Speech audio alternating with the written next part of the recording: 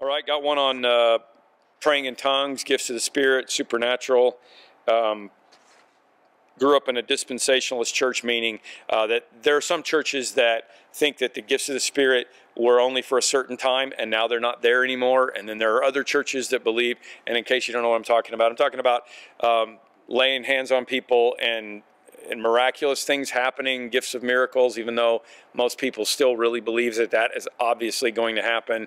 But more importantly, probably the speaking in a prayer language, which most people still believe happens as well. It's just that some churches take it to the extreme of, if you don't pray in tongues, you must not have the gift of the Holy Spirit, and that's where I would beg to differ. Okay, so this is my opinion.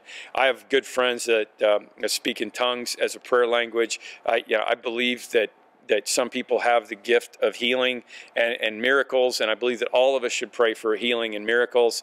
The thing about Parkview is we're a place where a lot of different people believe a lot of different things, and so we have a lot of people that do that and practice that, and we have a lot of people that are against it, and we have a lot of people that are in the middle, and that's the beauty of Parkview. You can come here. What we always say when I get this asked this question at what we believe, I always say, the difference for us is you can't do it in a service.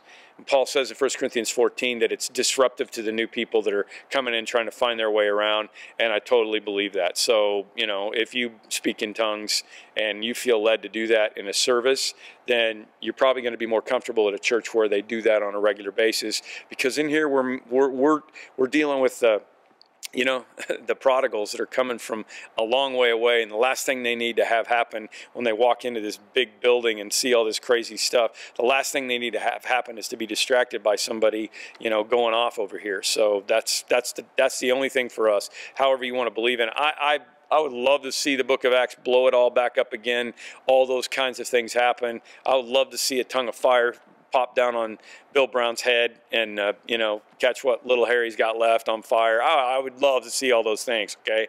But at the same time, I'm trying to do it within the boundaries of how can we help the people that are right here, right in front of us right now.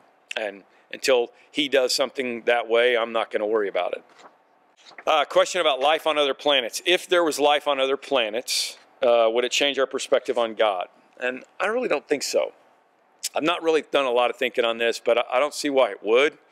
The Mormons and, there are other religious groups that believe that there are, you get your own planet, and you get to be a god, and there's different crazy theologies on this. There's one God, and if there's life on other planets, that's cognitive and needs to have and has sin, then God has sent Jesus to visit them, or he has done something to figure out how to save them, and we'll figure that out someday. I don't